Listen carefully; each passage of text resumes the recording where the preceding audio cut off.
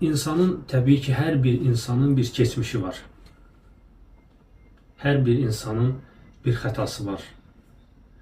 Peyğəmbərimiz də Allahın ona salavatı və salamı olsun deyir ki, Adəm övladı hamısı xəta edəndir və onların ən xeyirlisi tövbə edənlərdir, Allaha dönənlərdir.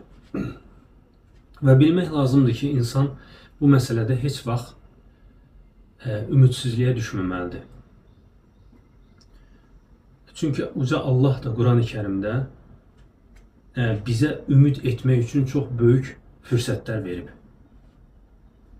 Ayələrin birində deyilir ki, yəni tövbə edənlər barədə o şəxslər ki, günah ediblər, peşman olublar və əzm ediblər ki, bir daha o günaha qayıtmayacaqlar.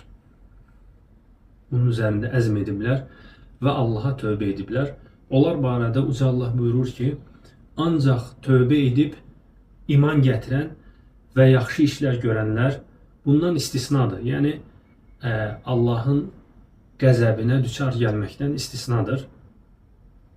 Allah onların pis əməllərini yaxşı əməllərə çevirər. Allah bağışlayandır, mərhəmətlidir. Fikir verin, yəni Allah Teala təkcə günahları bağışlamır.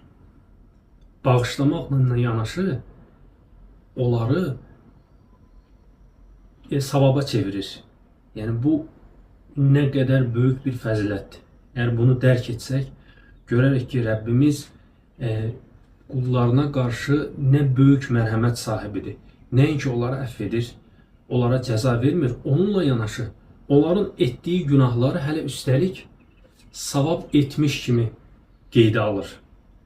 Yəni belə olduğu halda necə də insan tövbəyə meyilli olmasın.